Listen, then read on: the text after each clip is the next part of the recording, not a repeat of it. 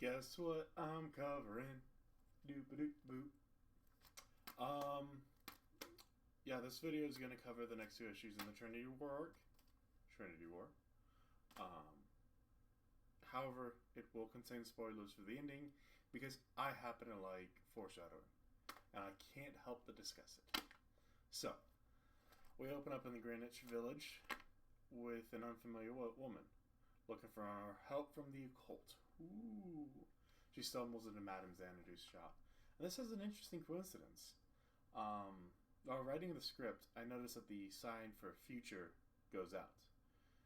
And if you read ahead, you know that the shop has no future. Whether or not that's actually the intent, I don't know, but that's cool coincidence. That's cool foreshadow. They begin to start the psychic reading. Um, and the strange woman begins to describe it as internal stress. What Madame Xanadu sees in her vision is devastation and the word Trinity. Trinity War. Trinity War! Yeah, that's what the book is titled. This panel looks great. The city's destroyed. You can tell both Superman and Batman have been in some sort of fight or maybe danger, damage, something. The third person there is probably Wonder Woman. You'd have to guess. And the motif of threes is seen pretty often in the Trinity arc. But yeah, you can see it here with Wonder Woman, Superman, and Batman. Batman references a hymn. We don't know who the hymn is, and I haven't read the next arc yet, but I have to assume it means Shazam. Backed up with Madame Xanadu saying outright that Shazam will cause all of this. But how will he cause all of this? That's what I'm looking forward to seeing in the next arc is... Well, no, I'm pretty sure I know why he caused all of this, or how. That's ahead. Speaking about Shazam, we have a whole 2 pages about him going to go bury Black Adam's ashes. Not because he asked for it, but because Billy felt he should go and bury Black Adam's ashes. The next page we see is Wonder Woman and Superman having a discussion on dealing with villains. In a similar vein to how Billy treats Black Adam with respect and honor, even if he's a bad guys get burials. Superman will keep a villain locked up, even knowing full well that the villain will escape. Wonder Woman has a great line with her view of getting rid of villains. When I deal with them, I deal with them. And if you look up their classic rogues gallery, according to Wikipedia, Superman has 39 classic villains. Batman has 24. Flash, Barry Allen, has 23. And Wonder Woman has 17. Granted, popularity of characters helps with that, but for comics, it's a good nod. And yeah, this is, I know, the new 52. The new 52. But still, point is, the disagreement continues between those two. And it continues straight up to Wonder Woman admitting that she'd be willing to kill her villains. Medusa is an example of this in the comics. Superman couldn't bring himself, by his own admission, to kill a villain, even if he knew they were absolutely evil. But Wonder Woman has a lasso of truth. She can be the judge, jury, and executioner. Superman doesn't want to. We next see Pandora. Hi, Pandora. Well, remember you from the first video. And she shows up with her box in front of Superman and Wonder Woman. She believes Superman is the purest of heart. Our good Boy Scout Superman who could do no wrong. She forces Pandora's box into Superman's hands. But of course, the Boy Scout with a perceived God complex could never be... Oh. Who could have seen that coming? Superman turns into Mr. Sinister in one of the coolest panels of this arc. It looks dope. It's pretty cool. He looks like Mr. Sinister. And Pandora freaks out. So does Wonder Woman, for that matter. Pandora gets the box away from Superman and teleports out. Side note, JLA is formed to stop the Justice League in case the Justice League ever goes evil, and the Justice League are trying to stop Shazam from causing an international incident, so the JLA have to stop the Justice League from stopping Shazam. But yeah, Shazam, as we'll get to, is a child, emotionally. And when people are shooting at him, even though he's invulnerable from bullets, he about starts a international incident by going and beating up foreign power. But you know who stops him? Superman! That's right, kids. Superman stops him. It's a cool panel to see Shazam toss Superman, the Superman, like it was nothing. That's pretty cool. That's pretty dope. And if you see the following two panels of the video, you could see Shazam's just childlike excitement of doing something awesome. Like, I just tossed Superman, guys. That kind of cool. And I can't help but love Billy's joy and how the artist drew his face of, this is, yeah, in the middle of the battle, it's not done, it's not over, but he's so excited he tossed Superman, and then Superman gets real. Yeah. Superman is not trying to fight Billy or beat him up or anything. This naivety ends fast. Then the Justice League of America shows up. Ta-da! And everyone gets into an argument of who should leave first. That's what it boils down to. Is who has the authority to make other people leave first. And none of them step out. Unfortunately, Dr. Light steps forward to try and defuse the situation. However, he begins to absorb light off of Superman. Like a battery. And he hits Wonder Woman with a ray of light. Wonder Woman, not injured, completely fine. Superman, however, goes ballistic and blows up Dr. Light's head with I-beams. Reasonable approach. Something might be wrong with Superman. It's an interesting contrast because Superman immediately knows, I just killed an innocent dude. An innocent dude. And it goes in complete contrast of what he said a few pages earlier of how he would never kill a villain. And this man is a complete innocent. And Superman killed him. You'd be right. He is right to hate himself over this. We didn't see a fight. Fight breaks out. People are pissed. JLA goes up against the Justice League. And it's some cool panels. Like, if you haven't seen them, go and buy them. Go buy these comics. Those are some cool panels of just fighting between the two Justice Leagues. Vibe has a very cool scene where he shuts down Flash by interrupting the energy Flash uses to travel. And how many people can stop the Flash like that? How many people? It's also worthy to note that Vibe mentions something not of our world, but he doesn't get a chance to say it. Superman gets fed up. Everyone's fighting, beating each other up. And he says, everyone stop. He surrenders himself to the JLA. And they take him back to Argus. Both Justice Leagues and Shazam go with him to Argus. And they just camp out and have a nice long talk. Firestorm, a side note, gets asked to make kryptonite, which is really cool. Like Firestorm can go through and try different combinations to make kryptonite. All in the case of Superman keeps going insane.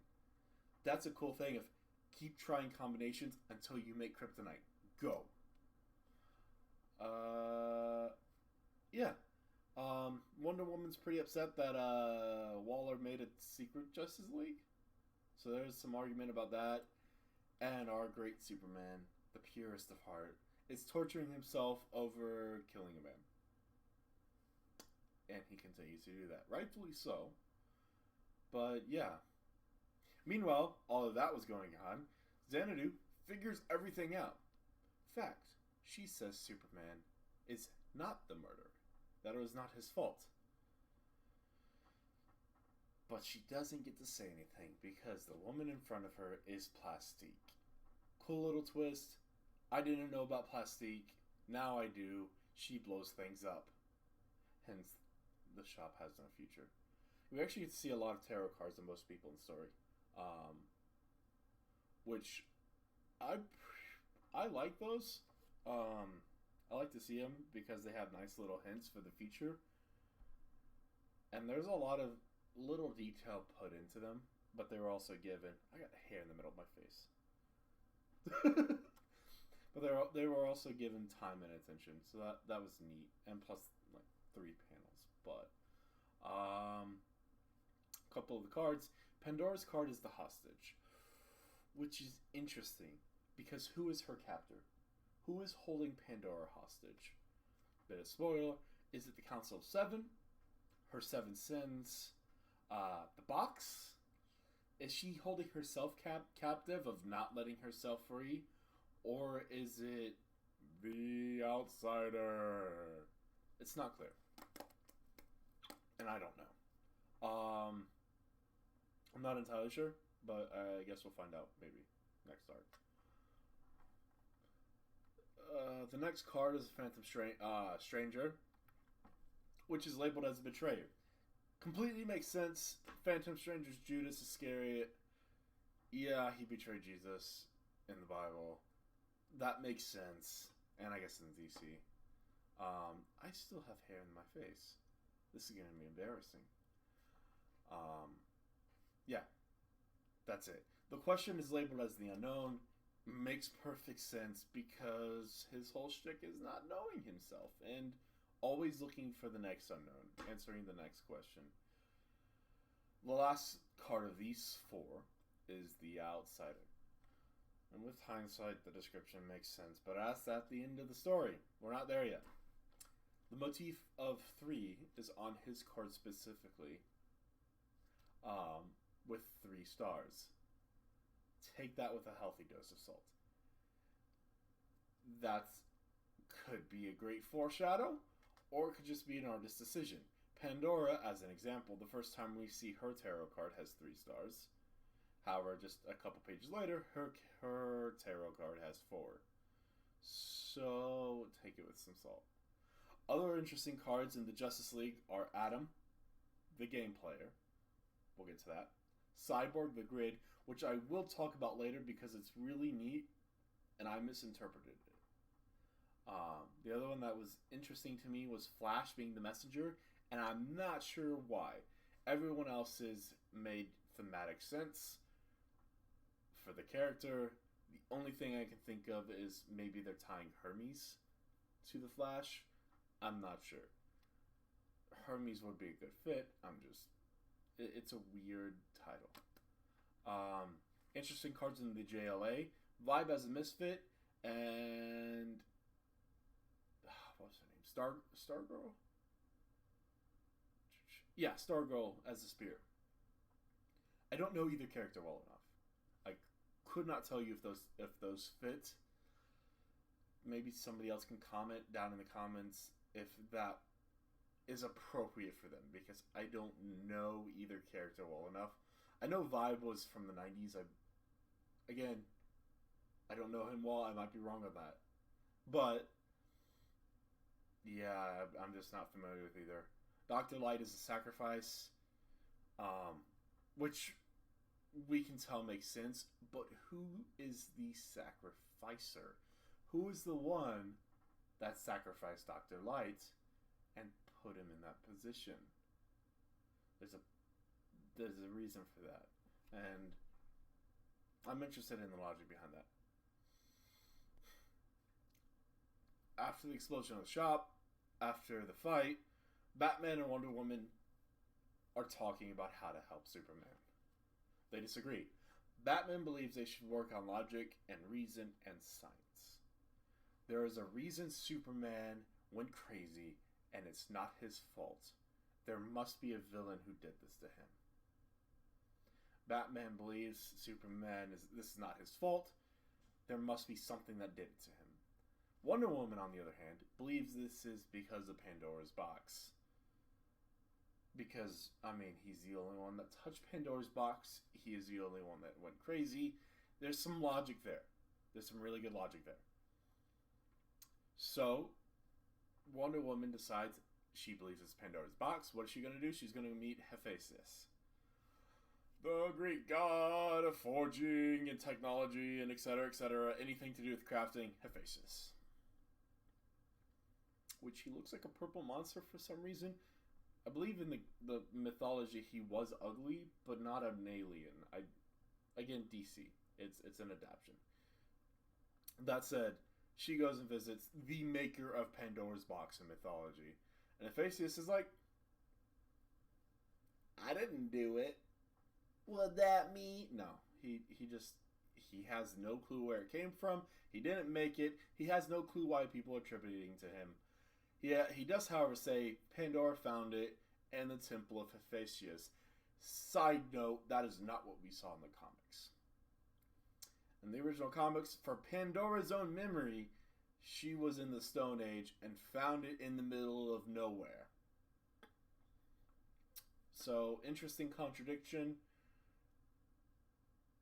Either maybe there's just miscommunication on DC's part, or there's a conspiracy theory. I'm inclined to believe the conspiracy theory. I'm rambling. So, the idea didn't pan out. Who does Wonder Woman turn to? But the mythology. Justice League Dark. The supernatural. The people who are maybe not myth, maybe not science, but more. Justice League Dark. We then see the Question, looking like Steve Trevor. It's probably not what he sounds like, I'm sure. And he sneaks into Argus and asks if Superman wants to find out the truth. Who did this to him? End of the comic. Overall, I enjoyed the fighting scenes. I've enjoyed the story up to this point. It's been good. I have critiques of it. I'll get into it a little bit. We'll probably talk more about it later. Of the two issues I covered, I like the first one better with the story and art. It's just more appealing to me. But neither one are bad comics. They're good. Looking back through this arc with the knowledge I have of finishing it, spoilers for the ending, if you're reading this along with me, the grid makes a ton of sense for Cyborg, guys. I assumed it was computer grid or network or something related to that, but no, it is straight up grid. That is really cool. Really good foreshadowing, and the tarot card never showed his face. I love it. Guys, that's great. The game player, when I read through it the first time, and it was given to Adam, that was weird to me. This is another one where it stood out to me immediately. Of the game player. And of course she had already been said, oh yeah, she's playing both sides, but she wasn't. She wasn't playing either side. She was hanging around Element Woman and just asking everyone to stop. That did not sound like game player to me. If anyone, that should have applied to Amanda Waller. So I was like, it's a weird thing. Why is that given to her? Because she hasn't done anything. Except she has, and that was a great twist. I did not see that coming. I'm like, this doesn't make sense. Why does that not make sense? And then, well, duh, now it does. Yeah, good foreshadowing. I loved it. Something I did not love. I'm going to go back to the last set of issues. I will never, ever, ever stop being annoyed. Ever.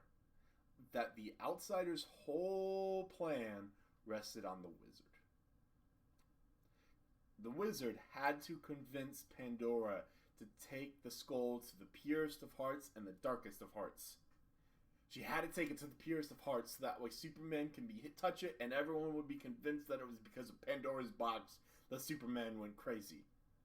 She had to do that. That means the wizard had to convince her of that. But we never see anyone ever trying to manipulate the wizard to do that. Ever. It's just like, oh yeah, the wizard made a bad call. The end. And it's such a crucial plot point that it's not like other ones where if Shazam hadn't gotten Kahndaq, they couldn't have done it again. Like, the plan could have continued in another way. No, this required the wizard, the one who knew about her punishment, to say, we screwed up. It really was supposed to be this.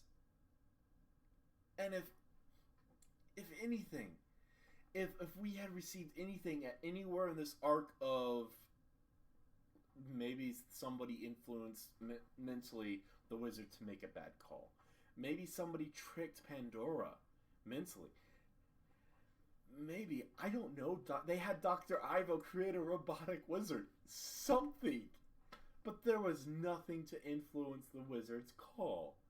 And maybe it's in a different issue, maybe I'm just missing it, but it's not in this arc. It's not in this arc where it's explained how that happened. It just happened and there's no push from it. There's no reason for it. That bugs me. I'm done. We'll talk about this more next time. See you. Have a good one.